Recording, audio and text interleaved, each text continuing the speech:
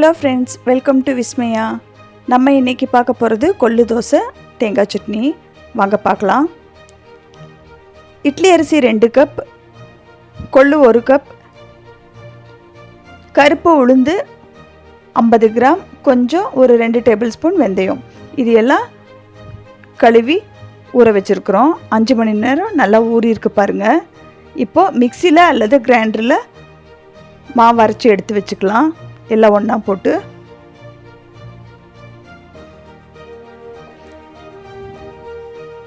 இந்த கொள்ளு தோசை சாப்பிட்றதுனால பார்த்திங்கன்னா வெயிட் லாஸ் பண்ணணும் அப்படிங்கிறவங்களுக்கு இது ரொம்ப ஹெல்ப்பாக இருக்கும்.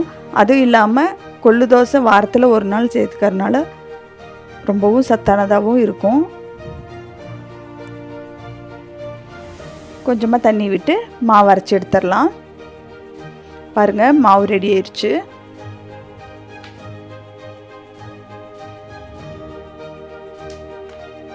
கொஞ்சமாக உப்பு சேர்த்து அதை நல்லா கலந்து வச்சிடலாம்.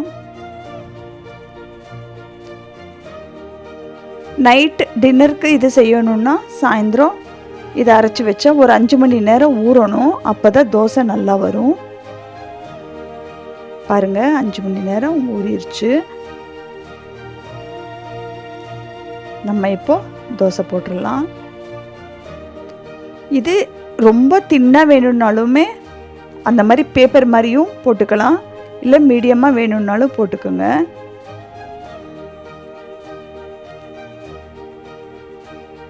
மேலே அப்படி கொஞ்சமாக ஆயில் விட்டுக்குங்க.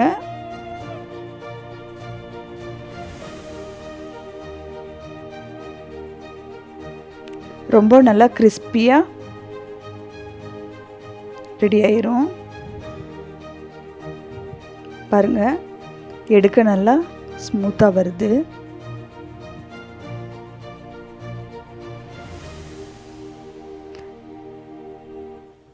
வாரத்தில் ஒரு நாள் நம்ம கொள்ளு சேர்த்திக்கிறதுனால பார்த்திங்கன்னா நல்லா உடம்புக்கு ஊட்டச்சத்தாக இருக்கும், ரொம்ப ஹெல்த்தியும் கூட. அதனால் இந்த மாதிரி எல்லாம் செஞ்சு சாப்பிட்றது ரொம்பவே நல்லாயிருக்கும். பாருங்கள், நம்மளுக்கு ரெடி ஆயிடுச்சு. நடக்கலையோட ஒன்றா கொள்ளு தோசை ரெடி ஆயிடுச்சு. இது தேங்காய் சட்னி, புளி சட்னி எல்லாத்துக்கும் நல்லாயிருக்கும். Thank you friends.